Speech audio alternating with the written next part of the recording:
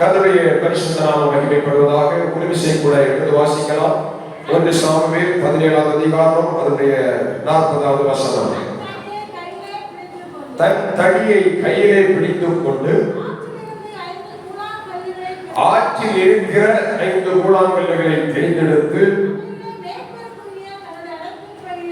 அவைகளை மேய்ப்பருக்குரிய தன்னுடைய அடைப்பை பையிலே போட்டு தன் கவனை தன் கையிலே பிடித்துக் கொண்டு அந்த பெலிஸ்தர் அண்டையிலே போனான். அல்லேலூயா. இந்த இடத்திலே ஆமென் ஸ்தோத்திரம். பல வார்த்தைகள் பல விதங்களிலே ஆமென் ஒவ்வொரு வார்த்தையும் ஒவ்வொரு ஆவிக்குரிய விளக்கத்தை ஒரு செய்தியை நமக்கு கொடுக்கிறது. இங்கே சொல்லப்பட்டிருக்கிறது, ஆற்றில் இருக்கிற 5 கூழாங்கல்லுகளை தேர்ந்தெடுத்து அவைகளை மேய்ப்பருக்குரிய அடுத்தவனுடைய அடைப்பை பையிலே போடவில்லை, மேய்ப்பருக்குரிய தன்னுடைய அடைப்பை பையில போட்டார். அல்லேலூயா. அடுத்த வார்த்தை சொல்லுகிறது, தன் கவனை என்ன செய்தான்? தன் கையிலே எடுத்தான். இதுதான் ஒரு தேவ பிள்ளையுடைய அடையாளம். ஸ்தோத்திரம். அல்லேலூயா. தன் காரியத்தை தான் செய்ய வேண்டும். அதற்காகவே இந்த இடத்திலே சொல்லப்பட்டிருக்கிற வார்த்தைப்படி 5 கூழாங்கல்லுகள், நான் கடந்த வாரத்திலே சொன்னேன், கடந்த நாட்களிலே சொன்னேன், தாவீது ஆற்றிலிருந்து 5 கூழாங்கல்லுகளை எடுத்தான். ஏன்? ஒரு கோலியாத்தை வீழ்த்த ஒரு கல் போதாதா? நம்பிக்கை இல்லாமலா எடுத்தான்? இல்லை. ஏன் அதை எடுத்தான்? அந்த கோலியாத்திற்கு இன்னும் சில சகோதரர்கள் இருந்தார்கள். அவர்களை அடிக்கும்படியாய் தன் கையிலே அந்த ஸ்தோத்திரம் கல்லை அவன் எடுத்தான். 5 கல்லுகளை எடுத்தான். ஆனால் அந்த 4 கல்லுகள் மற்ற ஒரு கல் அவன் நமக்கு தெரிந்த ஒரு கோலியாத்தை வீழ்த்தும்படி பயன்படுத்தினான். மற்ற 4 கல்லுகள் அவன் கையிலே பயன்பட்டதா என்பது தெரியாதனால் கல்லெடுத்தான். ஆனால் மற்ற அந்த அவன் ஸ்தோத்திரம் 4 கோலியாத்துகள், மொத்தம் 5 கோலியாத்துகளை தாவீது அவன் கல்லை எடுத்த பொழுது அவருடைய சகோதரர்கள் அல்லது அவர் உடனிருப்போர் மூலமாக 5 கோலியாத்துகளை கர்த்தர் விளை செய்தார். அல்லேலூயா. ஸ்தோத்திரம். இந்த நேரத்திலே ஆண்டவருடைய நாமம் மகிமைப்படுவதாக. கடந்த வாரத்திலே நான் சொன்னேன், நம்முடைய வாழ்க்கையில ஒரு காரியத்தை ஜெயிக்கும் பொழுது, ஒரு காரியத்திலே ஜெயத்தை பெறும் பொழுது மற்றொரு காரியம் தலை தூக்கி நிற்கிறது. நாம் சொல்லுவோம், இந்த ஒரு பிரச்சனை முடிஞ்சிட்டா போதும், நாம் அடுத்து என்ன யாரால எதுவும் பண்ண முடியாது. ஆம் தேவ பிள்ளைகளை, நாம் அப்படி இருக்கும் பொழுது, அமைதியா இருக்கும் பொழுது, திடீரென்று நம்மை அறியாமலேயே திடீரென்று அடுத்த பிரச்சனை கிளம்பி வருகிறது. தாக்கு பிடிக்க முடியவில்லை, நின்று பிடிக்க முடியவில்லை. ஆனால் ஸ்தோத்திரம், தாவீதை போல ஆற்றுக்குள்ளே என்பது ஒரு அபிஷேகத்தை குறிக்கிறது. ஒரு தேவ பிள்ளை அபிஷேகத்துக்குள்ளே இருந்து கொண்டு, அபிஷேகத்துக்குள் இருந்து கொண்டு பரிசுத்த ஆவியாகிய தேவனாகிய வல்லமையுள்ள கல் என்று சொல்லப்படுகிற அவருடைய வார்த்தையை, வசனத்தை ஒரு தேவ பிள்ளை தன் கையில் எடுப்பீர்களானால் அந்த வார்த்தை என்கிற கல் ஒவ்வொரு பிள்ளையுடைய வாழ்க்கையில எழுப்பி வருகிற ஒவ்வொரு பிரச்சனைகளையும் முற்றிலுமாய் முறியடிக்க அந்த வார்த்தை என்கிற கல் உங்களுக்கு போதுமானதாக இருக்கும். அல்லேலூயா. இந்த மனுஷனையும் தேடி போக வேண்டியதில்லை, இந்த மனுஷனையும் தேடி ஓட வேண்டியதில்லை. அவன் நமக்கு வருகிற பிரச்சனை எதுவாக இருக்கட்டும், தேவ சமூகத்திலே ஒரு தேவ பிள்ளை தன் முழங்கால்களை முடக்குவீர்களானால் அந்த முழங்கால்கள் எவ்வளவுக்கு ஸ்தோத்திரம் முடக்கப்படுகிறதோ அவ்வளவு சத்துரு விழுந்து கொண்டே இருப்பான். தேவ பிள்ளைகள் செய்து கொண்டே இருப்பீர்கள். அல்லேலூயா. அல்லேலூயா. கர்த்தருடைய நாமம் மகிமைப்படுவதாக. ஒரு அருமையான ஊழியர் ஸ்தோத்திரம் தன்னுடைய ஊழியத்தின் நாட்களுக்கு முன்பாக பைபிள் காலேஜ் படிக்கும்படி கடந்து போனார். இன்றைக்கு பைபிள் காலேஜ் படிக்கணும், இல்லைன்னா ஊழியத்துக்கு போகணும்னா இன்னைக்கு உலகத்தில் இருக்கிற அத்தனை ஸ்தோத்திர ஸ்தாபனங்களும் எல்லாம் எதிர்பார்க்கிறதெல்லாம் உனக்கு எவ்வளவு படிப்பு, உனக்கு எவ்வளவு திறமை, உனக்கு எவ்வளவு அறிவு என்று ஸ்தோத்திரம் அறிவையும் படிப்பையும் பார்த்துதான் ஊழியத்துல பங்கு கொடுக்கிறார்கள். ஆனால் பிரியமான தேவனுடைய பிள்ளைகளே, ஆவிக்குரிய ஊழியம் என்பது படிப்பை கொண்டதல்ல, ஞானத்தை கொண்டதல்ல, மாம்ச பலத்தை கொண்டதல்ல, சரீர திடகாத்திரத்தை கொண்டது அல்ல. ஸ்தோத்திரம். கர்த்தருடைய நாமத்தினாலே சொல்லுகிறேன், அந்த மனுஷன் ஆமென் ஸ்தோத்திரம் ஊழியத்திற்காக கடந்து போன பொழுது அவருக்கு ஒரே ஒரு இன்டர்வியூ வைக்கப்பட்டது. ஆமென். என்ன இன்டர்வியூ தெரியுமா? அந்த ஆமென் நடத்தின அந்த தலைமை போதகர் அவரை பார்த்து ஒரே ஒரு வார்த்தை, உன்னுடைய முழங்காலை எனக்கு காட்டு. Price the Lord. ஹalleluya. ஓ முழங்காலை எனக்கு காட்டு. ஆமென் ஸ்தோத்திரம். அவர் தன்னுடைய முழங்காலை முட்டு பகுதியை காட்டி கொடுத்தார்.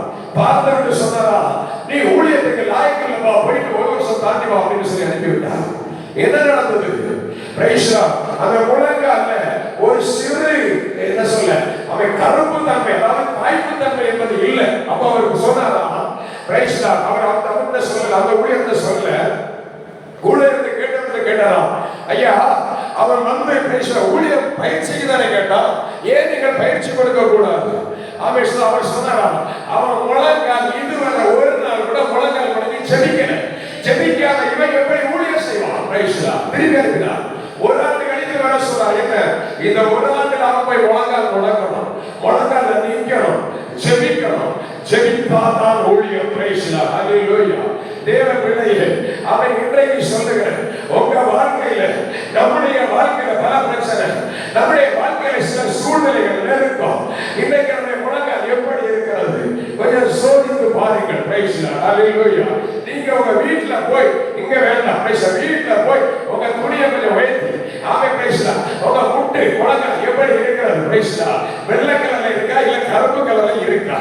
ஆமென். கட்டியா இருக்கா இல்ல சாஃப்டா இருக்கா? கொஞ்சம் செக் பண்ணி பாருங்க. ஆமென். நீங்களே புரிந்து கொள்வீர்கள், கர்த்தரால் பயன்படுத்தப்படுகிற பாத்திரம் யார் என்பதை நீங்களே அறிந்து கொள்வீர்கள். ஹalleluya. ஹalleluya. ஆமென் ஸ்தோத்திரம். தேவ பிள்ளையே, ஆமென் ஸ்தோத்திரம். தாவீது ஆற்றிலிருந்து 5 கூழாங்கற்களை எடுத்தார், மேய்ப்பருக்குரிய தன்னடப்பையிலே போட்டார். அவன் கடந்து போகிறான். 1 சாமுவேல் 17ஆம் அதிகாரத்தின் 4, 5, 6 ஆகிய வசனங்கள் கர்த்தராலே தியானிப்போம். அந்த இடத்திலே அவன் கடந்து போகும் பொழுது அங்கே ஒரு கோலியாத் என்கிற ஒரு மனுஷன், ஆமென் ஸ்தோத்திரம், எழுப்பி நிற்கிறான். அந்த கோலியாத்தை வீழ்த்தும்படி அந்த தாவீது தன் நடைப்பையிலே இருக்கிற அவன் ஆற்றிலிருந்து தேர்ந்தெடுக்கப்பட்ட அந்த கல்லில் ஒன்றை எடுத்து தன் கவனிலே வைத்துக் கொண்டு, ஆமென் ஸ்தோத்திரம், ஜெபிக்கிற தேவ பிள்ளை, ஆராதிக்கிற ஒரு தேவ பிள்ளை, பிரச்சனை வரும்பொழுது, போராட்டம் வரும்பொழுது பின்வாங்கி போவதில்லை, காலை பின்னோக்கி வைப்பதில்லை. அவர்கள் கால்கள் எப்பொழுதும் பிரச்சனைக்கு நேராக போய்கொண்டே இருக்கும். Praise the Lord. ஹalleluya.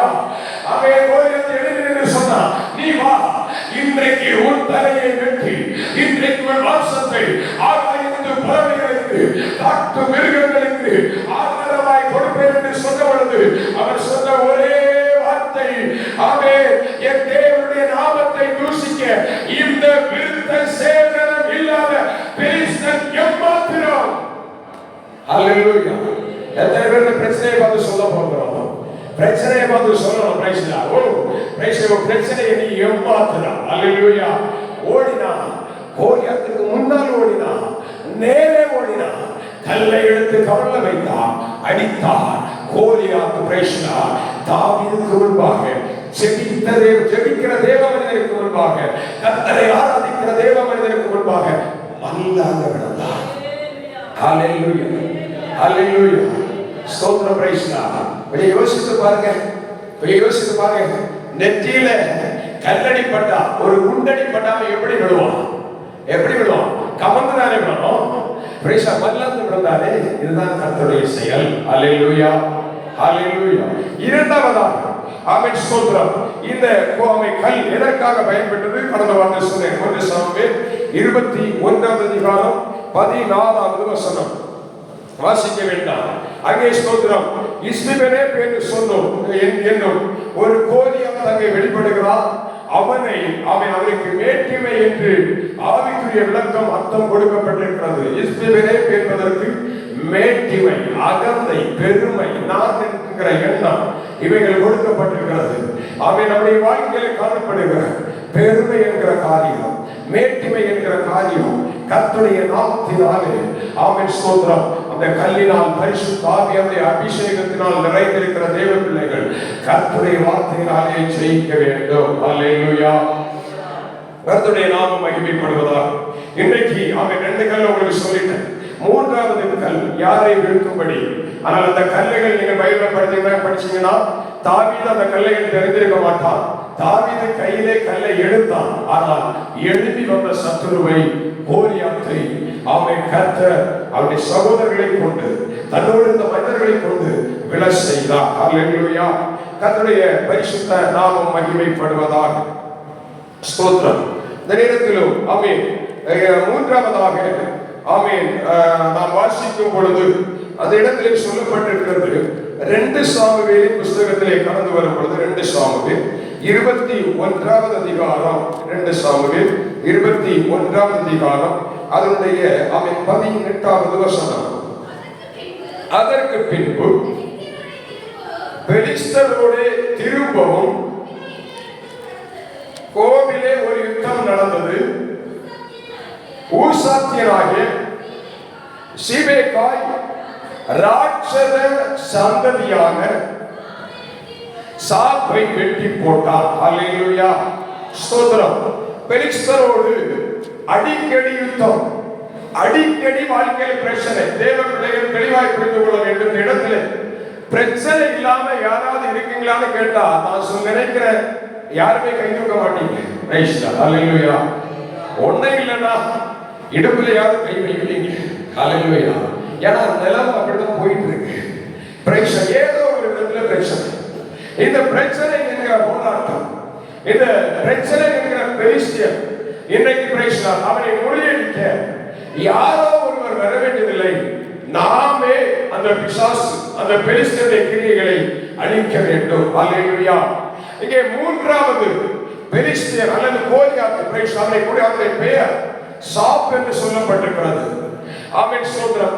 சாப் என்கிறதுடைய ஆமென் அந்த பெயரின் அர்த்தம் ஸ்தோத்திரம் தாழ்வாரம். தாழ்வாரம் என்றால் தாழ்ந்த இடம். இதிலே ஆவிக்குரிய விளக்கத்திலே ஆமென் இன்னும் ஆழமாக போகும் பொழுது அதற்கு விதமாய் சொல்லப்பட்டிருக்கிறது, நீண்ட ஆழமான பள்ளத்தாக்கு. அல்லேலூயா. நீண்ட பள்ளமான பள்ளத்தாக்கு. ஆமென். இன்னைக்கு அநேகருடைய வாழ்க்கையிலே இந்த பள்ளத்தாக்கின் அனுபவம் அநேகரை வேதனைப்படுத்திக் கொண்டிருக்கிறது, அநேகரை கலங்க பண்ணி கொண்டிருக்கிறது. என்னை கேட்கிற தேவ பிள்ளைகளே, அநேக நேரங்களில் கர்த்தருடைய சமூகத்தில் நாம் எவ்வளவோ செபிக்கிறோம், எவ்வளவோ போராடுகிறோம், எவ்வளவோ அவன் பிரயாசப்படுகிறோம். ஆனாலும் எந்த நன்மைகளையும் பெற்றுக்கொள்ள முடியாதபடி இந்த அவன் பள்ளத்தாக்கு என்பது ஒவ்வொருடைய வாழ்க்கையிலும் உருவாகி ஒவ்வொருடைய வாழ்க்கையை கெடுத்துக் கொண்டிருக்கிறது, அழித்துக் கொண்டிருக்கிறது. ஆமென். ஸ்தோத்திரம். பள்ளம் என்று வரும் பொழுது அதன் மறுபக்கத்திலே பார்த்தால் ஒரு உயரம் இருக்கும். ஒவ்வொரு மனிதனுடைய வாழ்க்கையிலும் ஒரு உயரமான அனுபவம் உண்டு, ஒரு தாழ்வான அனுபவம் உண்டு.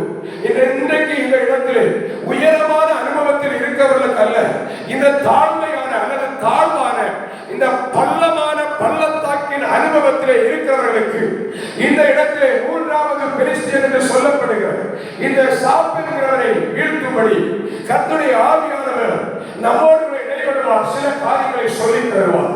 கர்த்தருடைய பரிசுத்த நாமம் மகிமைப்படுவதாக. தேவ பிள்ளைகளை, பள்ளத்தாக்கின் அனுபவம் என்பது ஆமென் வாழ்க்கையிலே பலவிதமான வேதனைகள், வாழ்க்கையிலே பலவிதமான பிரச்சனைகள், வாழ்க்கையிலே பலவிதமான குழப்பமான சூழ்நிலைகள். இந்த சூழ்நிலைகள் தான் ஒரு மனிதனை மிகுந்த பாதாளத்துக்கு நேராய் தள்ளி கொண்டிருக்கிறது. உயரத்தில் இருக்கிற மனுஷனை எதிரிகள் தாக்குவதில்லை, உயரத்தில் இருக்கிற மனுஷனை சாத்தான் தாக்குவதில்லை. யாரை தாக்குகிறான்? பள்ளமான பள்ளத்தாக்கின் அனுபவத்திலே வாழ்கிற தேவ பிள்ளைகளை சாத்தான் தாக்குகிறான். இதற்கு தான் அவன் செய்கிற காரியம், முதலாவது உயரமான இடத்தில் இருக்கிறவர்களை தந்திரத்தினாலே ஆமென் சாத்தான் யாரை விடுதலாம் என்று கெஞ்சுகிற சிங்கத்தை போல வகை தேடி சுற்றி வருகிறானே, அவன் தந்திரத்தினாலே வைசகத்தினாலே உயரத்தில் இருக்கிறவர்களை இழுத்து கீழே பள்ளத்துக்குள்ளே தள்ளுகிறான். பள்ளத்திலே தள்ளிவிட்டு அங்கே தான் அவர்களோடு போர் கொடுக்கிறான். இன்னைக்கு பள்ளத்தின் அனுபவத்திலே வாழ்ந்து கொண்டிருக்கிற தேவ பிள்ளையை உன்னுடைய வாழ்க்கையின் பள்ளத்தாக்கு என்ற அனுபவம் என்ன? எதை குறித்து வேதனைப்பட்டுக் கொண்டிருக்கிறாய்? சங்கீதங்களின் புஸ்தகம் 24வது அதிகாரம் ஆமென் ஸ்தோத்திரம் அதனுடைய சங்கீதங்களின் புஸ்தகம் 23வது அதிகாரம் அதனுடைய 4வது வசனத்தை எடுத்து வாசிக்கும் பொழுது அங்கே சொல்லப்பட்டிருக்கிற வாசிக்கலாம், நான் மரண இருளில் பள்ளத்தாக்கிலே பொல்லாப்புக்கு பயப்படு, தேவரே என்னோடு கூட இருக்கிறீர், உமது கோலும் உமது தடியும் என்னை தேற்றும். பிரைஸ் காட், ஹல்லேலூயா. பின்னாடி இருக்கிறவங்க இப்ப ரெண்டாவது வாசிகள் நினைக்கிறேன், உங்க சத்தம் எனக்கு அப்படி தெரியாது, எனக்கு கண்டுபிடிக்க முடியல. பிரைஸ் காட், ஹல்லேலூயா. ஆமென். ஒரு முறை வாசித்து மற்றவங்களை விட்டு கொடுங்க, கர்த்தர் நல்லவர். ஆமென், ஸ்தோத்திரம். இங்கே சொல்லப்பட்டிருக்கிறது ஒரு மனிதனுடைய வாழ்க்கையில் வருகிறதான ஒரு பள்ளத்தாக்கின் அனுபவம் என்ன? ஆமென். மரண இருளின் பள்ளத்தாக்கு. ஆமென். சுகமாய் வாழ்ந்து கொண்டிருக்கிற தேவ பிள்ளைகளுடைய வாழ்க்கையில் வியாதி என்கிற ஒன்றை பிசாசு கொண்டு வருகிறார், பலவீனம் என்கிற ஒன்றை பிசாசு கொண்டு வருகிறார். ஆமென். கடைசியாய் பார்க்கும் பொழுது வியாதியை குறித்து பயமில்லை, பலவீனத்தை குறித்து பயமில்லை, சூழ்நிலைகளை குறித்து பயமில்லை. பயம் எங்கே வருகிறது? நான் மரித்து போவேனோ, மரண பயம். அவன் தேவ பிள்ளைகளே, அன்பாய் சொல்லுகிறேன், எந்த நிலையிலே இருந்தாலும் கிறிஸ்துவுக்குள் ஒருவன் இருப்பாரானால் மரணமே வந்தாலும் பயப்படாதீங்க. இருந்தால் உலகத்தில் அவன் செத்தா இயேசுவோடு கூட. ஹல்லேலூயா, ஹல்லேலூயா. அந்த தைரியத்தோடு அந்த மகிழ்ச்சியோடு தேவ பிள்ளை வாழ்ந்தீர்களானால் மரண பள்ளத்தாக்கு நம்மை சேதப்படுத்த முடியாது, மரண பள்ளத்தாக்கு நம்மை மேற்கொள்ள முடியாது.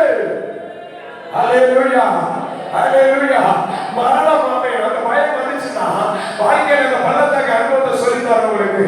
அவன் நேரடியா மரணம் வராது, துக்கம் வரும், வேதனை வரும், பாடு வரும், உபத்திரவம் வரும், அவன் குடும்பத்தில் பிரச்சனை வரும். மனசுல மரண பள்ளத்தாக்கு. கடன் என்கிற ஒன்று தேவ பிள்ளைகளை தாக்கும்.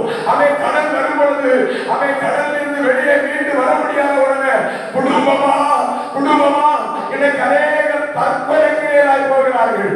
தேவ பிள்ளையே, அவன் இந்த மரண இருளின் பள்ளத்தாக்கு உன்னுடைய வாழ்க்கையை தாக்கி கொண்டிருக்குமானால் இன்றைக்கு எந்த காரியமுறை துக்கப்படுத்திக் கொண்டிருக்கிறது, இன்றைக்கு எந்த காரியமுறை வேதனைப்படுத்திக் கொண்டிருக்கிறது, எந்த சூழ்நிலையில் தவித்துக் கொண்டிருக்கிறார், குடும்பத்தில் இருக்கிற அவன் பிரிவினைகள், பிரச்சனைகள், குழப்பங்கள், எந்த காரியமுறை வேதனைப்படுத்திக் கொண்டிருந்தாலும் இதை கேட்கிற தேவ பிள்ளையே, கலங்காது.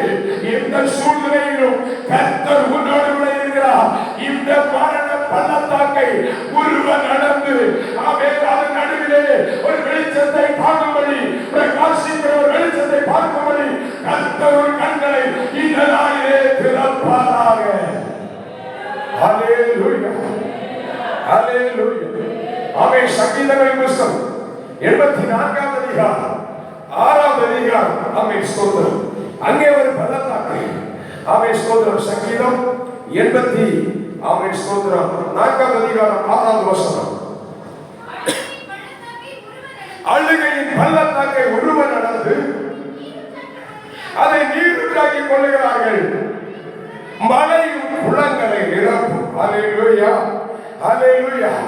இங்கே அவன் ஒரு பள்ளத்தாக்கை சொல்லப்பட பள்ளத்தாக்கின் அனுபவம் என்ன? அழுகையின் பள்ளத்தாக்கு. ஆமென், ஸ்தோத்திரம். எத்தனை தேவ பிள்ளைகள் உங்க வாழ்க்கையில நிம்மதி இல்லாம அழுதுட்டே இருக்கிறீங்க?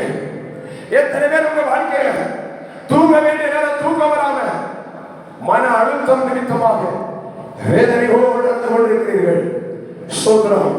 ஆண்டவருடைய சமூகத்திலே நான் உங்களுக்கு சொல்லுகிறேன், இந்த நாளில் உங்கள் அழுகையின் பள்ளத்தாக்கு நீங்கள் ஒருவன் நடக்கும்படி கர்த்தர் கிருபை தருவார். நான் சொல்லுகிறேன், ஆண்டவரே, இந்த சூழ்நிலையை விடுவிக்க நீங்க ஜெபிப்பதை பார்க்கணும். இந்த சூழ்நிலையை கர்த்தருடைய கரவனை தாங்க வேண்டும். ஆண்டவரே, ஜெபம் பண்ணுங்க. ஆமென். வசனம் அதான் சொல்லுகிறது. இந்த அழுகையின் பள்ளத்தாக்க, மன அழுத்தம், மன வேதனை, மனதில குழப்பம், மனதில பிரச்சனை, இன்னைக்கு இந்த சூழ்நிலை வரும்பொழுது ஓடி போய் மனிதர்கள் உங்க காரியத்தை சொல்றீங்களே, தயவு செய்து ஜெபத்திற்காக உங்களுக்காக ஜெபிக்கிறவர்கள் மட்டுமே இல்லாமல் வேற யாருமே உங்க காரியத்தை சொல்லாதீங்க, சொல்லவே சொல்லாதீங்க. இந்த அழுகையை நீருக்காய் மாற்றும்படி கர்த்தர் நாளிலே நம்மோடு கூட இருக்கிறார். ஹல்லேலூயா. ஆமென். மன அழுத்தம், கடன், நோய், பிரச்சனை, போராட்டம், பைசா, எந்த சூழ்நிலை வரட்டும், அந்த அழுகையின் பள்ளத்தாக்கில படுத்து கிடக்கிறியா? மரண பள்ளத்தாக்கில படுத்து கிடக்கிறியா? மரண பயம் இருக்கா? சந்தேகம் இருக்கா? உள்ளத்துல குழப்பம் இருக்கா? ஏதோ குடும்பத்துல பிரச்சனை இருக்கா? ஊழியத்தை ஆரம்பி. நீ கர்த்தரை துதிக்க அந்த சாப்பிடுகிற நீண்ட பள்ளமான பள்ளத்தாக்கிலே ஒருவன் நடக்கும்படி கர்த்தர் அங்கே உனக்காய் ஒரு வெளிச்சத்தை பிரகாசிக்க பண்ணுவார். ஹல்லேலூயா, ஹல்லேலூயா. இடையினுடைய வாழ்க்கையில் நடக்கிறது என்னங்க? பிரச்சனை வந்து போராட்டம்னா அதுக்குள்ளேயே விழுந்து கிடந்து போராட்டு அதுக்குள்ள எழும்பவே மாட்டோம், எழும்ப முடியாது. அவன் எரியாவை பாருங்க, அவன் பிரச்சனை வந்தது. இன்னைக்கு ஒரு தலையை எழுப்ப ஒரு பெண் சவால் எடுக்கிறா, அவன் ஓடி போறான், கெபிகளை படுத்துட்டான். கர்த்தர் சொன்ன வார்த்தை என்ன? எரியாவே கெபியை வெளியே வா, கெபியை வெளியே வா. இதுக்குள்ள உனக்கு என்ன வாழ்க்கை? இதுக்குள்ள உனக்கு என்ன வேலை? நீ எழுதி வா. இன்னைக்கு யாவே எத்தனையோ சூழ்நிலைகள் நிமித்தமாக, எத்தனையோ பாடுகள் நிமித்தமாக, எத்தனையோ பிரச்சனைகள் நிமித்தமாக, எத்தனையோ போராட்ட நிமித்தமாக கலங்கி கொண்டிருக்கிற தேவ பிள்ளையே, தேவ சமூகத்திலே அந்த அழுகையின் பள்ளத்தாக்கிலே கர்த்தரை நோக்கி கூப்பிடு. கர்த்தரை எழும்பும்படி பலன் தருவார். ஹல்லேலூயா. சிலருக்கு என்னன்னா அழுக வந்தாச்சுன்னா, அது குழப்பம் வந்தாச்சுன்னா, பிரச்சனை வந்தாச்சுன்னா அவ்வளவுதான், சோர்ந்து போய் ஒரு ஊரில் படுத்து கிடப்பாங்க. இது ஆகாதுங்க. தேவ பிள்ளைகள் அழகே கிடையாது. கர்த்தர் ஏதோ உனக்கு காட்டுறாருன்னா நீ எழுதி செயல்பட ஆரம்பி. இன்னும் படுத்து கிடக்கிற நீ எழும்பாத வரை எப்படி கர்த்தர் கிரியை செய்வான்? எவ்வளவோ ஜெபிச்சுட்டான், எத்தனையோ ஊழியக்காரங்களை சொல்லி ஜெபிச்சுட்டான். என் காரியத்தில் ஒரு விடுவி இல்லை ஆண்டவரே. இப்ப கேள்வி, என் காரியத்தில் ஒரு விடுவி ஆண்டவரை காட்ட பாதை அது. நீ நடக்காம படுத்து கிடந்தது ஆண்டவரோடு கூப்பிடுகிறாயே, கர்த்தாவே விடியனை கூப்பிடுகிறீரே, அவன் ஆண்டவரை விடுதலையாக சத்தமிட்டு அழுது வருகிறீர்களே. ஆண்டவர் சொல்லுகிறார், அழுகையின் பள்ளத்தாக்கை ஒருவர் நடந்து அதை நீருற்றாக மாற்றிக் கொண்டார்கள். ஹல்லேலூயா, ஹல்லேலூயா. என் காரியம் முடிஞ்சு போச்சு, படித்த படிப்புக்கு வேலை இல்லை, உழைத்த உழைப்புக்கு பலன் இல்லை, அவன் எல்லாமே போய்விட்டது, அவன் பலனற்று போய்விட்டது, எல்லாமே செத்து போய்விட்டது. இல்லவிதமான தேவனுடைய பிள்ளையே, அழுகையின் பள்ளத்தாக்கை ஒருவர் நடந்து புறப்பட்டு போ. கர்த்தர் மேன்மையாவதை உனக்காக செய்ய வல்லமையுள்ளவராக இருக்கிறார். ஹல்லேலூயா. கர்த்தருடைய நாமம் மகிமைப்படுவதாக. ஆமென். ஸ்தோத்திரம். எசேக்கியேல் தீர்க்கதரிசி புத்தகம் 37ஆம் அதிகாரம். ஆமென். ஸ்தோத்திரம். எசேக்கியேல் 37ஆம் அதிகாரம் 1ஆவது வசனம் கேட்டவர்கள் வாசிக்கலாம். கர்த்தருடைய கை என் மேல் அமர்ந்து கர்த்தர் என்னை ஆவிக்குள்ளாக்கி வெளியே கொண்டு போய் எலும்புகள் நிறைந்த ஒரு பள்ளத்தாக்கிலே நிறுத்தினார். ஹல்லேலூயா. இப்போ கர்த்தருடைய ஆவியானவர் எங்க கொண்டு போய் நிறுத்தினார்கள்? எங்க நிறுத்தினார்? எலும்புகள் நிறைந்த பள்ளத்தாக்கு. இந்த பள்ளத்தாக்கு நிரம்பி கிடப்பதெல்லாம் எலும்பு. ஸ்தோத்திரம். அது மனுஷனுடையதா தெரியாது, அது மிருகத்துடையதா தெரியாது, இல்லை பறவைகளுடையதா தெரியாது. ஆனா எல்லாமே உள்ள கிடக்கு. மனுஷ எலும்புகள் கிடக்கு, அவை மிருகங்களுடைய எலும்புகள் கிடக்கு, அவை பறவைகளுடைய எலும்புகள் கிடக்கு. ஆனா அந்த எலும்புகள் எல்லாம் எப்படி இருக்கு தெரியுமா? ஆமென், ஆமென். துண்டு துண்டாய், சந்து சந்தாய், ஆமென். ஸ்தோத்திரம். உலர்ந்து போல் பச்சை என்கிற குணமற்றதாய் அது துண்டு துண்டா கிடக்கு. நீங்க பார்த்திருப்பீங்க இறைச்சி கடையில. அவன் அவன் ஸ்தோத்திரம் போய் பார்த்தா தெரியும். அவன் ஞாயிற்றுக்கிழமை மத்தியானத்துக்கு பிறகு இல்லை, ஒரு 11 மணி 12 மணிக்கு போனீங்கன்னா தெரியும், அங்க எலும்பு மட்டும் தான் தொங்கிட்டு இருக்கும். ஹல்லேலூயா. அவன் தொடை எலும்பு தனிமை இருக்கும், கால் எலும்பு தனிமை இருக்கும், கை எலும்பு தனிமை இருக்கும். மனுஷனுடைய எல்லா ஆடுகள் மாடுகளுடைய. ஹல்லேலூயா. இங்க இந்த பள்ளத்தாக்குல காய்ந்து போன எலும்புகள் உலர்ந்து போனதாய் கிடக்கிறது. வேதனை கர்த்தருடைய ஆவியானவர் அந்த அவன் சோதரம் 8ஆவது வசனம் நினைக்கிறேன், 8ஆவது வசனத்துல அவன் சோதரம் அவர் கேட்பார். அவன் நான் பார்த்து அவன் வாசிக்க 8ஆவது வசனம், நான் பார்த்து கொண்டிருக்கையில் இதோ அவைகள் நரம்புகளும் மாம்சமும் உண்டாயிற்று, மேற்புறமும் தோலினால் மூடப்பட்டது.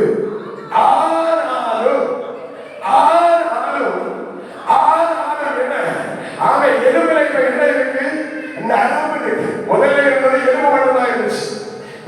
மேலுள்ள வசனத்தை நீங்க வாசிச்சா தெரியும். ஆமென், ஸ்தோத்திரம். ஆமென். 5வது வசனம், கர்த்தருடைய ஆண்டவர் இந்த எலும்புகளை நோக்கி, இதோ நான் உங்களுக்குள் என் ஆவியை பிரவேசிக்க பண்ணுவேன், அப்பொழுது உயிரிழப்பீர்கள் என்று ஆண்டவர் சொல்லி 7வது வசனத்திலே சொல்லப்பட்டிருக்கிறது, நான் அந்த எலும்புகளுக்கு நேராக தீர்க்கதரிசனம் உரைக்கையில், இதோ அசைவுண்டாகி ஒவ்வொரு எலும்பும் தன் தன் எலும்போட சேர்ந்தது. ஹல்லேலூயா, ஹல்லேலூயா. கதையை பத்திட்டு வந்து கையெலும்பு அந்த பக்கத்துல போட்டிருக்கு பள்ளத்தாக்குல, காலெலும்பு இங்க இருக்கு, முதுகெலும்பு இங்க நம்ம பீஸ் பீஸா கிடக்கு. கர்த்தருடைய ஆவி இறங்கின பொழுது எலும்புகள் ஒன்றோடு சேர ஆரம்பித்தது. ஹல்லேலூயா. ஆமென். தேவ பிள்ளையே, மரண பள்ளத்தாக்கிலே, அழுகையின் பள்ளத்தாக்கிலே என் காரியம் என்ன ஆகும்? முடிந்து போய்விட்டது, எல்லாம் முடிந்து போய்விட்டது, இனி நடக்காது, இனி எந்த காரியமும் செய்யக்கூடாது, யாரும் உதவி செய்யவில்லை, நான் தனித்தவனாய் இருக்கிறேன், தனித்தவனாய் இருக்கிறேன். ஆண்டவர் சொல்லுகிறார், இந்த எலும்புகள் உயிரடையும், இந்த எலும்புகள் உயிரடையும். 11வது வசனத்திலே பார்க்கும் பொழுது அந்த எலும்புகள், ஆமென், ஸ்தோத்திரம், கர்த்தருடைய நாமம் மகிமைப்படுவதாக. யார் தெரியுமா? அந்த எலும்புகள் எல்லாம் சொல்லுது, நாங்கள் பலனற்று போனோம், நாங்கள் செத்து போனோம், எங்களால முடியாது. ஹல்லேலூயா. ஆமென். தேவ பிள்ளையே, இன்றைக்கு இந்த இடத்திலே நீ எந்த சூழ்நிலை இருந்தாலும் சரி, எந்த காரியம் வாய்க்காமல் இருந்தாலும் சரி, கர்த்தர் காரியத்தை கைகூடி வர பண்ணுவா. நீ நம்புகிறது அவராலே வரும். உன் துக்கம், உன் துன்பம், உன் பிரச்சனை இயேசுவின் நாமத்தினாலே விலகி போகும்படி கர்த்தர் செய்வார். ஹல்லேலூயா, ஹல்லேலூயா. மரண இருளின் பள்ளத்தாக்கு ஒருவரையும் சேதப்படுத்தாது, யாரையும் மேற்கொள்ளாது. அழுகையின் பள்ளத்தாக்கு யாரையும் துக்கப்படுத்துவதில்லை. ஹல்லேலூயா, ஹல்லேலூயா. ஆமென், ஸ்தோத்திரம். அதேவருடைய வாழ்க்கையில இந்த மரணத்தை பற்றி சொல்லும்போது ஆமென், ஆண்டவர் எனக்கு ஒரு சம்பவத்துக்கு ஆவப்படுத்துகிறார். ஸ்தோத்திரம். ஆமென். வயதானவர்கள் சிலர் பார்த்துருப்பீங்க. ஆமென், இருக்கிறவங்க சொல்லல. ஆமென், ஸ்தோத்திரம்.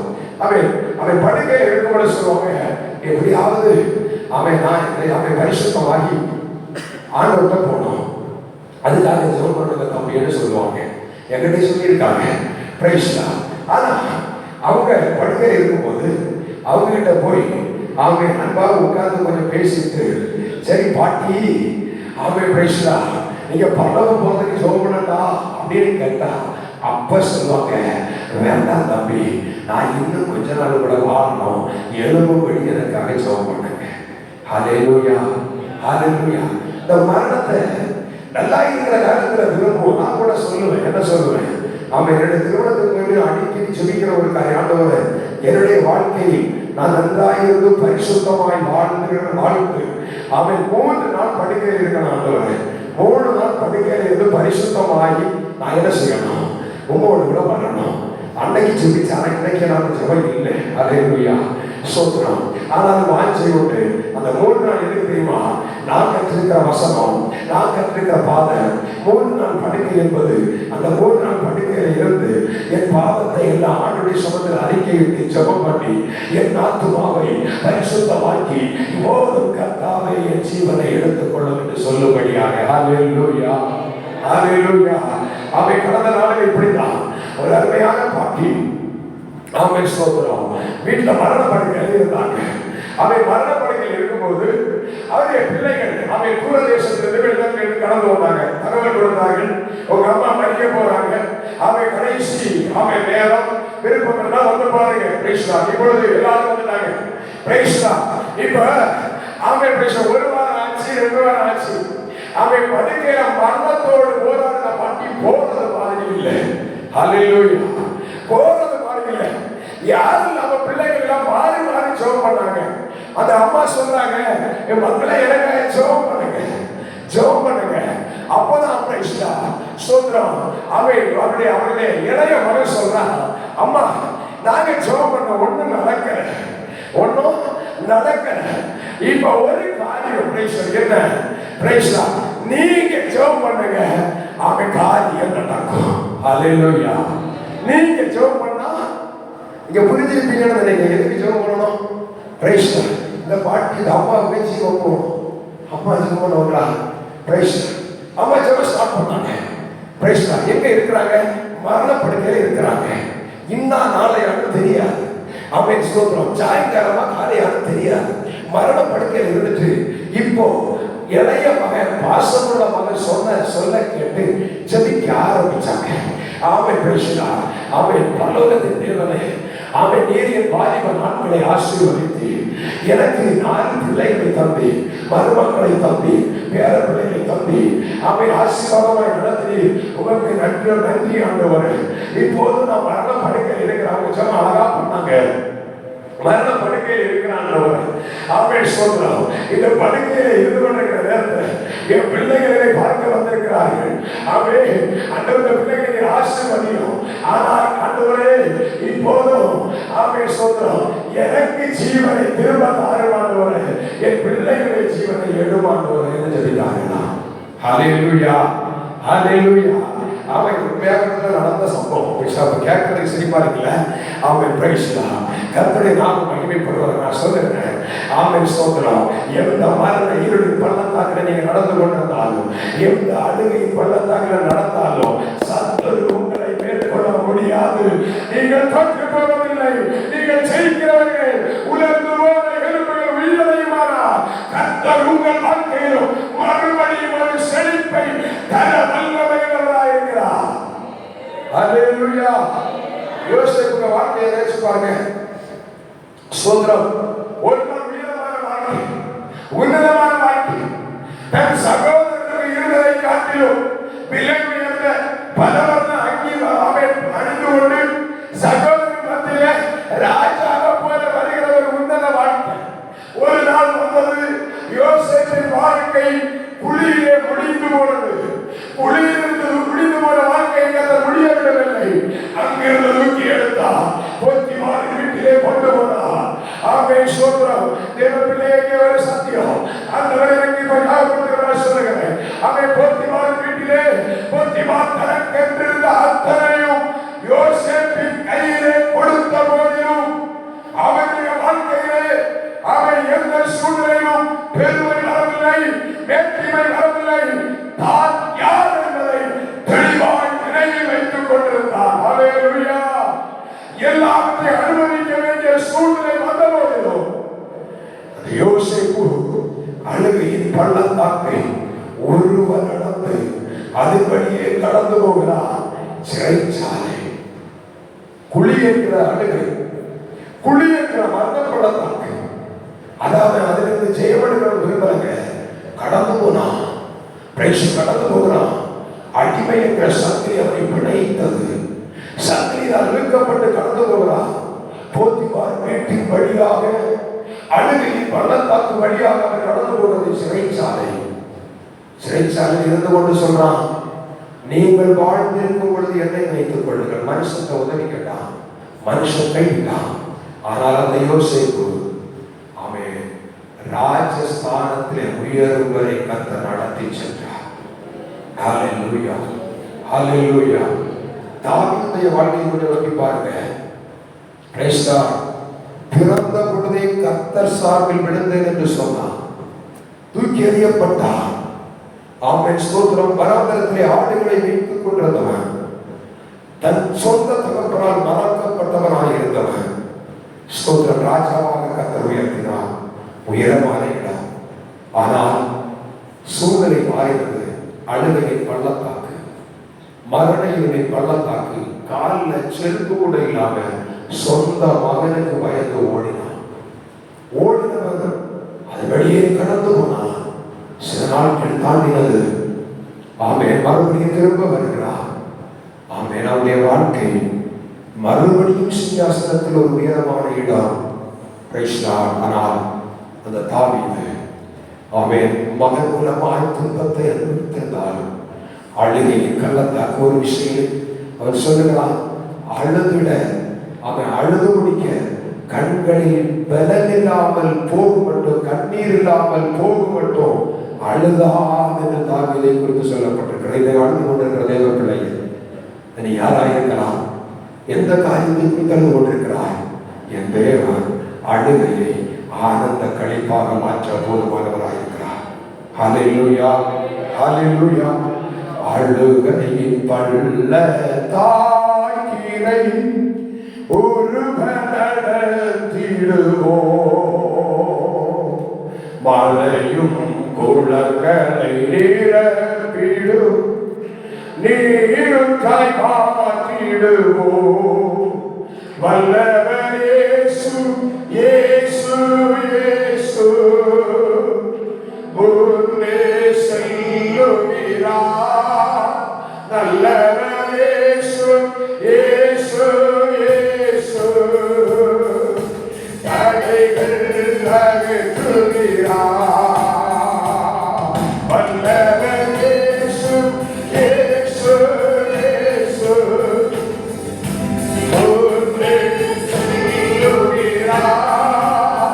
நல்லவர் இயேசு, இயேசு தடைகள் அகற்றிடுவார். ஓ தேவனே என்பதா கண்டிருணவாகுவே, என்னை ஏற்றும் பேசலே எழுந்து யுத்தம் செய்யும். வல்லவர் இயேசு, இயேசு. ஒரு நிமிஷம் ஆண்டவரே, என்னுடைய வாழ்க்கையில் பள்ளத்தாக்கு இந்த பள்ளத்தாக்கிலே உள்ளது அதை நீருக்காய் மாற்றுவது என் தேவன் என்னை கிருபை தாருவாரே. ஓ இயேசு, இயேசு, இயேசு முன்னே செல்லுகிறார். நல்லவர் இயேசு, இயேசு, இயேசு தடைகள் அகற்றுகிறார். வல்லவர் இயேசு, இயேசு, இயேசு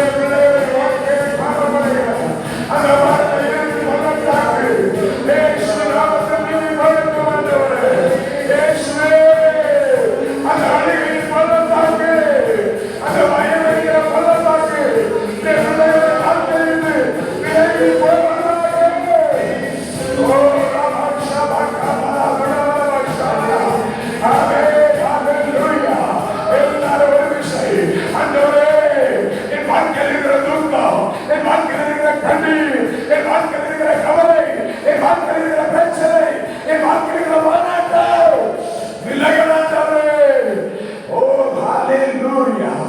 Hallelujah, hallelujah. Oh, praise God. பிரியமான தேவனுடைய பிள்ளைகளே, சாப்பிடுகிறவனை வெட்டி போட்டான். ஹalleluya, hallelujah. ஆமென். கர்த்தருடைய நாமம் மகிமைப்படுவதாக. நான்காவதாக ஆமென் ஸ்தோத்திரம். எந்த கல் வீழ்த்தப்பட்டது? ஸ்தோத்திரம். 2 சாமுவேல் புத்தகம் 21வது அதிகாரம் 19வது வசனம். உண்டான போது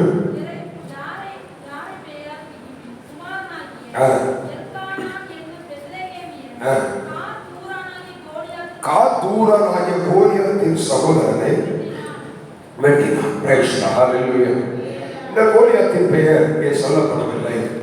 ஸ்தோத்திரனுடைய பெயர் நம்ம வாசிக்கணும்னால் தெரிந்து கொள்ள வேண்டுமானால் 1 நாளாகமத்தின் புஸ்தகம் ஆமென் 20வது அதிகாரம் 1 நாளாகமம் 20வது அதிகாரம் ஸ்தோத்திரம் 5வது வசனத்தை வாசிக்கலாம்.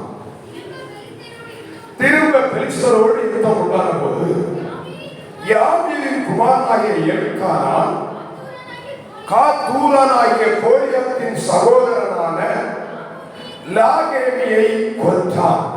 ஹல்லேலூயா, ஆமென். அந்த இடத்திலே 4வது கல் தாவீதின் கையிலே இருந்தது. 4வது கல் தாவீதின் கையில் இருக்கும் பொழுது காத்தூரனாகிய கோலியாத்தை ஆமென் ஸ்தோத்திரம் இங்கே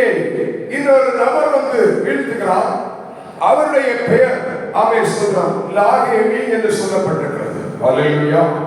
இந்த லாகேமி என்பதின் அர்த்தம், பெயரின் அர்த்தம் பிரயாசத்தை வீணாக்கக்கூடியவர். அல்லேலூயா. பிரயாசத்தை வீணாக்கக்கூடிய உழைப்பின் பிரயாசம், சரீர பிரயாசம். எத்தனையோ காரியங்களுக்காக பிரயாசப்பட்டு செயல்படுகிறோம். ஆனால் அவைகள் அத்தனை வீணாய் போய்கொண்டிருக்கிறது. இந்த இடத்துல எத்தனை பேர் அந்த நிலைமையில் இருந்து கொண்டிருக்கிறோம். சோதரம் கர்த்தருடைய நாமம் மகிமைப்படுவதால் எவ்வளவு பிரயாசப்பட்டும் சிலருடைய வாழ்க்கையில பார்த்தால் ஆமென் சோதரம் ஒரு தொழில் செய்வார்கள், அதில் செய்ய வராது, தொழிலை மாற்றுவார்கள். ஆமென். அதிலேயாவது ஒரு முன்னேற்றம் கிடைக்குமா? அங்கேயும் முன்னேற்றத்தை பார்க்க முடியாது. உடனடியாக என்ன செய்வார்கள்? இன்னொரு தொழிலுக்கு போவார்கள். இப்படி வாழ்நாள் பூரா தொழில்களை வேலைகளை மாற்றி மாற்றி செய்வதனாலே அதனால் சில இழப்புகள் வருவதை அல்லாமல் எந்த ஆசீர்வாதத்தை பெற்றுக்கொள்ள முடியவில்லை. அல்லேலூயா. வாழ்க்கையை சரிவு, வாழ்க்கையில் எந்த நன்மையும் இல்லை, சோர்ந்து போல உள்ளார். ஆமென் ஸ்தோத்திரம். ஏசாயா தீர்க்கதரிசியின் புத்தகம் 19வது அதிகாரம். ஆமென் ஸ்தோத்திரம். ஆமென். அதிலே ஆமென் வாசிக்கும் பொழுது ஆமென் 8, 9 ஆகிய வசனங்களை வாசிக்கும் பொழுது மீன் பிடிக்கிறவர்கள் பெருமூச்சு விடுவார்கள், நதியிலே தூண்டில் போடுகிறவர்கள் யாவரும் துக்கிப்பார்கள். ஆமென். தண்ணீர்களிலே வலைகளை வீசுகிறவர்கள் சரித்து போவார்கள். இன்னைக்கு வாழ்க்கையில என்ன வேலை செய்ய நன்மை இல்லை, ஆசீர்வாதம் இல்லை, சலித்து போன வாழ்க்கை, நொந்து போன வாழ்க்கை. எவ்வளவோ பிரயாசப்பட்ட பேர் ஆண்டவரை பார்த்து சொல்ற, ஆண்டவரை ராமுழுதும் பிரயாசப்பட்டோம் ஆண்டவரை, ஆனா ஒரு நன்மையை பார்க்க முடியல, ஒரு நன்மையும் கிடைக்கல. ஏன் ஆண்டவரை? இன்னைக்கு அந்த கேள்வி இருக்கிறீர்களா? சொல்றாங்க, இந்த 4வது கல் உங்கள் கையிலே வரட்டும், இந்த 4வது கையில் உங்கள் கையிலே எடுக்கப்படட்டும்.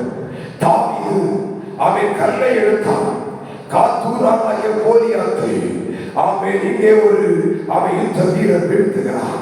அப்படியானா என்னை கேட்கிற தேவ பிள்ளைகளை சோதனம், இந்த அவன் வலைகளை வீசி வாழ்க்கையில் எத்தனையோ நன்மைகளை அனுபவிக்க வேண்டி இருந்தும் பெற்றுக்கொள்ள முடியாமல் இருக்க, அவை நன்மைகளை ஆசீர்வாதத்தை சுதந்திரித்துக் கொள்ள முடியாமல் இருக்க காரணம் அவை பல காரணங்கள் இருக்கிறது. மல்கியா தீர்க்கதரிசியின் புத்தகத்தில் வாசிக்கும் பொழுது, நீங்கள் கர்த்தருக்காக கொடுத்து நீங்கள் எனக்கு தந்தையரை சோதித்து பாருங்கள், நான் உங்களுக்கு ஆசீர்வதியாக இருப்பேனோ என்றெல்லாம் ஆண்டவர் பல காரியத்தை சொல்லி வைத்திருக்கிறார். அல்லேலூயா.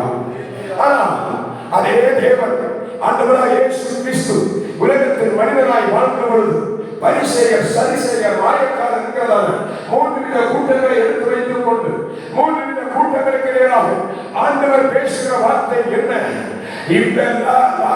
என்று சொல்லப்படுகிற பிரயாசத்தை வீணாக்குகிற அந்த சாத்தானின் கிரியை அழிக்கப்பட ஒரு தேவ பிள்ளை என்ன செய்ய வேண்டும்? எடுத்து வாசிக்கலாம். மத்தேயு எழுதின சுவிசேஷம் 6வது அதிகாரம் அதனுடைய 2வது வசனத்தை எடுத்து வாசிக்கலாம். ஆகையால் நீ தர்மம் செய்யும் போது மனுஷரால் புகழப்படுவதற்கு ஆமென் ஸ்தோத்திரம் பிரைஸ்லாம். இந்த வீட்டில் போய் நான் வாசிக்கலாம், எனக்கு நேரம் இல்லை. பிரைஸ்லாம். ஆமென் ஸ்தோத்திரம். இங்கே சொல்லப்பட்டிருக்கிறது, ஆமென் தர்மம் செய்யும் பொழுது நீ என்ன செய்ய வேண்டும்? தாரை ஊதுவியாது. அல்லேலூயா. இன்னைக்கு அநேக சபைகளில் ஆமென் ஸ்தோத்திரம் பிரைஸ்லாம், ஆமென் காணிக்கை கொடுத்தா அதை ஆமென் மைக்கில் சொல்லணும், பிரைஸ்லாம், பேர் சொல்லணும். இயேசுவின் நாமத்தினாலே அந்த காரியங்கள் அழிக்கப்படுவதாக என்று நான் சொல்லுகிறேன். அல்லேலூயா. ஆமென். பிரியமான தேவனுடைய பிள்ளைகளே, கர்த்தருக்கு காணிக்கை கொடுத்து ஆமென் ஆண்டவர் வசனம் சொல்கிறது, வலது கை செய்கிறதை இடது கை என்ன செய்யக்கூடாது? அறியக்கூடாது. ஆனா இன்னைக்கு சில தேவ பிள்ளைகளுடைய வாழ்க்கையில ஆமென் காணிக்கை கொடுத்துட்டு ஓடி ஒரு முட்டை போட்டுட்டு ஊரெல்லாம் கொண்டுவான். அல்லேலூயா. அல்லேலூயா. அதுபோலதான் சிலருடைய வாழ்க்கையில ஆசீர்வாதம் கொடுக்கப்பட காரணம் என்ன? ஆமென் ஸ்தோத்திரம். இந்த ஆசீர்வாதம் நான் செய்தேன், இதை நான் பண்ணினேன். அவன் யூதருடைய காலத்திலே ஆண்டவர் அந்த ஸ்தோத்திரம் மத்தேயு சுவிசேஷம் 23வது அதிகாரத்தில் நினைக்கிறேன். ஸ்தோத்திரம். ஆண்டவர் அங்கே அவன் ஒரு காரியத்தை சொல்லுவார். அவன் சோதரம் கர்த்தருடைய நாமம் மகிமைப்படுவதாக. அவன் 23:4 வாசிங்க. சுமப்பதற்கரிய பாரமான சுமைகள், அதாவது சுமக்க கூடாத பாரமான சுமைகளை கட்டி மனுஷர் தோள்களின் மேல் சுமத்துகிறார்கள். தாங்களோ ஒரு விரலினாலும் அவைகளை தொடமாட்டார்கள். தங்கள் கிரியைகளை எல்லாம் மனுஷர் காண வேண்டும் என்று செய்கிறார்கள். தங்கள் காப்பு நாடாக்களை அகலமாக்கி தங்கள் வஸ்திரங்களின் தொங்கைகளை பெரிதாக்கி. இனி நீங்கள் போய் வாசிக்கலாம். அவன் பிரியமான தேவனுடைய பிள்ளைகளே, அவன் ஆண்டவராக இயேசு கிறிஸ்து ஊழியம் செய்த நாட்களிலே காணிக்கை கொடுக்கிறவர்கள் ஆமே சோதரம் என்ன செய்வார்கள் என்றால், அவன் தன்னுடைய வேலை ஆட்கள் மேல் சொல்லியிருக்கிறதுல ஆமே சுமக்க கூடாத பாரமான சுமைகளை கட்டி மூட்டை மூட்டையா கட்டி அவன் சீரகத்தை ஒரு மூட்டை கட்டி ஒரு தலைமையில ஏற்றி விட்டு அவன் ஆலயத்தை காணிக்க கொண்டு போகும்போது அங்க நின்று மைக்ல அலோன்ஸ்மெண்ட் பண்ணுவாங்க. என்ன, இன்னாருடைய காணிக்கை போய் கொண்டிருக்கிறது, இன்னாருடைய காணிக்கை வரிசையா போகுது, இது இன்னாருடைய இத்தனையாவது காணிக்க. ஆண்டவர் அதைத்தான் அங்கே தெளிவாய் சொல்லுகிறார். நீ தர்மம் செய்யும் பொழுது அதை மற்றவர்கள் முன்பாக என்ன செய்யாதே, தாரை ஊதுவியாதே. ஹல்லேலூயா. அப்படி தாரை ஊதுவாயானால் என் ஆண்டவர் சொல்லுகிறார், உன் கைகளில் பிரயாசம் ஆசீர்வதிக்கப்படாது, மாறாக அவன் உனக்குரிய பலனை நீ பெற்று தீர்ந்தாயிற்று. ஹல்லேலூயா, ஹல்லேலூயா, சோதரம். அப்படியானால் என்ன, ஆண்டவர் இந்த பிசாசு கிரியை அழிக்க வேண்டுமானால் கர்த்தருக்காக கொடுக்கிறதுல யாரும் அறியக்கூடாது. ஹல்லேலூயா. எந்த மனுஷன் அறிய வேண்டிய அவசியம் இல்லை. அவன் 1000 கொடுத்தாலும் 10,000 கொடுத்தாலும் அது கர்த்தருக்கு மட்டுமே வெளிச்சமாய் இருக்க வேண்டுமே தவிர எந்த மனுஷன் அறிய வேண்டிய அவசியமே கிடையாது. ஹல்லேலூயா, ஹல்லேலூயா. சொல்லி காட்டிச்சீங்கன்னா அதுக்கான ஆசீர்வாதம் உலகத்தில் முடிந்து போயிட்டு இருந்த ஆண்டவர் சொல்லுகிறார். வசனத்தை படி நான் பேசுகிறேன். ஹல்லேலூயா, ஹல்லேலூயா. ஆனா தேவ பிள்ளையே, நம்முடைய கையில் பிரயாசம் ஏன் ஆசீர்வதிக்கப்படல? ஏன் சத்துரு பறித்துக் கொண்டிருக்கிறார்? ஏன் பிசாசு அழித்துக் கொண்டிருக்கிறார்? ஆமென் சொல்றோம். இதயத்துக்கு மட்டும் நீ கொடுக்கிறது தெரிந்தால் போதும். Praise God. நிறைய கொடுக்கிறதுனால பிரைஸ் காட் ஆண்டவர் நிறைய ஆசீர்வதிப்பார். ஆனா ஒன்றை புரிந்து கொள்ள வேண்டும், கர்த்தர் யாரை சொன்னார் தெரியுமா? 1 சாமுவேல் 16 அதிகாரம் நினைக்கிறேன், அங்கே சொல்லுவா, கர்த்தர் இருதயத்தை பார்க்கிறார். ஹல்லேலூயா, ஆமென். ஆண்டவருடைய நாமம் மகிமைப்படுவதாக. 1 சாமுவேல் 16 அதிகாரம் 7 வசனத்தை வாசிப்போம். நோக்கி அவன் கடைசி பற்றி வாசிக்க. மனுஷன் முகத்தை பார்ப்பான், கர்த்தரோ இருதயத்தை பார்க்கிறார். ஹல்லேலூயா, ஹல்லேலூயா. ஆமென் சொல்றோம். சபையிலே அல்லது எந்த ஊழியத்திலே கர்த்தருக்காக கொடுத்தாலும் சிலர் சொல்லுவாங்க, ஆமென் பிரைஸ் காட். நாங்க முன்னாடி இருந்த சபையில் ஒரு பெரிய பழக்கம் உண்டு. Praise God. எல்லாத்தையும் உடச்ச பிரைஸ் காட் கிருபையினால சொல்றோம். ஒரு நபர் காணிக்கை கொடுத்தா அவன் அந்த இடத்துல சாட்சியில வருவாங்க. Praise God. இன்னார் இவ்வளவு கொடுத்தாங்க, இன்னார் இந்த வேலைக்கு இவ்வளவு செய்தாங்க. நோ, கூடாது. ஹல்லேலூயா, ஹல்லேலூயா. எதுக்குங்க? எதுக்கு? ஆண்டவர் ஒரு நாள் காணிக்கை பெட்டி உங்க பக்கத்துல உட்கார்ந்தா, ஒரு நாள் ஆண்டவர் காணிக்கை பெட்டிக்கு பக்கத்துல உட்கார்ந்தா என்ன செய்தார்? அவர் நம்மள போல இல்லை, நம்மளை விட தந்திரம் படிச்ச ஆண்டவராக நம்ம ஆராதிக்கிற தேவன். ஹல்லேலூயா, சோத்ரம். அவன் காணிக்கை பெட்டியில உட்கார்ந்து மனுஷன் அவன் சோத்ரம் சும்மா உட்கார்ந்தாருங்க, சும்மா உட்கார்ந்தார். அவரை பற்றி சொன்னால் ஒரே தந்திரவாதி அவரு. ஹல்லேலூயா. நம்ம நினைக்கிறோம் அவர் அழகாக நம்ம ஏமாத்திட்டு இருக்கிறவர்கள். ஒருத்தர் அவரை ஏமாற்ற முடியாது, எல்லாத்துக்கும் வித்துவாங்க அவரு. ஹல்லேலூயா, ஹல்லேலூயா. விபச்சார ஸ்திரியை கொண்டு வந்துட்டு அவன் கல்லறை என்று சொல்லிக்கிறான்னு சொல்லும்போது தலையில தான் பார்த்தாரு. ஆனா தலையில கண்ணை பார்த்து எழுதிட்டு வந்து ஒவ்வொரு மனுஷன் உள்ளத்தை பார்த்தாரு. ஹல்லேலூயா, ஹல்லேலூயா. எங்க காணிக்கை பெட்டி பக்கத்துல வந்து ஆண்டவர் உட்கார்ந்துட்டு அவன் பெட்டியை பார்க்கல. யார் வாரா, யார் போனா, கடைசியா சொன்னா, இவர்கள் எல்லாரும் போட்டதை காட்டிலும் இந்த ஏழை தான் அதிகமாக போட்டார். ஹல்லேலூயா, ஹல்லேலூயா. அந்த விதத்தை பாருங்க. ஆமென், பிரைஸ் தி லார்ட். யாராவது பார்த்துவாங்களோ பயத்தோடு தன் கையில் இருந்த 2 காசை எடுத்து சாரி முந்தாடிக்குள்ள ஒளிச்சு வச்சு பார்த்தா கேவலமா நினைப்பாங்களோ, பார்த்தா ஏதாவது சொல்லுவாங்களோ, முந்தாடிக்குள்ள ஒளிச்சு வச்சு ஐயோ ஆண்டவர் இருக்கிறாரு என்ன செய்ய தூரத்துல பார்க்கலாம். ஆண்டவர் தூரம் வெளியில பார்க்கிறாரு. ஆண்டவர் தூரத்துல வெளியில பார்த்துட்டு இருக்கும்போது நம்ம போட்டா பாருங்க 2 காசு அது விழிச்சு சொல்லிச்சு, ஆமென் இயேசுவே இங்க பாரு இவரா இப்ப எனக்கு மேல சத்தம் மறுபடி போட்டா இவரா அதிகமா கொடுத்தா தன் ஜீவனத்தை திருப்பது எல்லாத்தையும் கொடுத்தா. ஹல்லேலூயா. யாருக்கு ஆசீர்வாதம்? யாரும் தெரியாமல் ஒழித்து கொஞ்சம் கொடுத்தவனுக்கு ஆசீர்வாதம். இன்றைக்கு ஆசீர்வாதம் கர்த்தர் நம்மேல் தர விரும்புகிறார். ஆமென், ஸ்தோத்திரம். நான் சொல்லுகிறேன், பணம் இல்லாமல் இருக்கும் உதவும். பணம் இல்லாம ஒரு காரியமும் இல்லை. சபையில ஒரு ஊழியத்தின் காரியத்தில் ஆமென் தேவ பிள்ளைகளுடைய எல்லா கையும் இருக்க வேண்டும். அது 10 ரூபாயானாலும் 1000 ரூபாயானாலும் 10 ரூபாய் கொடுக்கிறவர்களுக்கும் ஆண்டவர் சொல்லியிருக்கிறாரு, 15ஆம் மணி நேரத்தில் வேலைக்கு வந்தவருக்கும் 9ஆம் மணி நேரத்தில் வேலைக்கு வந்தவருக்கும் கூலி ஒன்றுதான். அது ஆண்டவர் பார்வையில். Price the Lord. உலகம் கேட்கும், ஏன் ஆண்டவரே அவன் தான் பிந்தியில வந்தான், ஏன் அவனுக்கு ஆசீர்வாதம்? Price the Lord. சிலருக்கு கொடுக்க முடியல இருப்பீங்கல்ல. God bless you. கர்த்தர் உங்களை நிறைவாய் ஆசீர்வதிப்பார். இந்த தைரியமா சொல்லுவேன். சபையில ஒரு காரியம் என்று சொல்லப்படுது. ஆமென், ஸ்தோத்திரம். கொடுக்க முடிந்தவர்கள் தாராளமாய் கொடுங்கள். ஒருவேளை பிரைஸ் தி லார்ட் ஆமென் உங்களால் கொடுக்க முடியல, உங்க ஆசீர்வாதம் உண்டாகும்படி, உங்கள் வாழ்க்கையில் நன்மை உண்டாகும்படி ஆண்டவருடைய நாமத்தினாலே தைரியமாய் சொல்லுகிறேன். எனக்கு கேட்கிற தேவ பிள்ளைகளே, சபையில் ஒரு ஊழியத்தின் காரியம் என்றால் கொடுக்க முடிந்தால் தைரியமாய் கொடுங்கள். ஒருவேளை கொடுக்க முடியவில்லை என்று இருப்பீர்களானால் உங்களுக்கு ஆலோசனையாய் சொல்லுகிறேன், சபையின் அந்த வேலை காரியத்திலே உங்கள் சரீர உழைப்பை செயல்படுத்துங்கள். ஒருவேளை சரீர பலத்தினாலே உங்களால் வைக்க முடியவில்லை, பணம் கொடுக்கவும் முடியவில்லை, காணிக்கை கொடுக்கவும் முடியவில்லை, சபையில் அந்த காரியத்தை உழைக்கவும் இல்லை, ஒன்று சொல்லுகிறேன், அந்த தேவ சமூகத்திலே கடந்து வந்து 1 மணி நேரம் அந்த வேலைக்காக ஜெபி. Price the Lord. அந்த நீ ஜெபிக்கிற ஜெபத்தை காட்டிலும் 10 லட்சம் 15 லட்சம் கொடுக்கிறவனை காட்டிலும் அதிக பலன் உன்னாலே சபையில உண்டாகும்.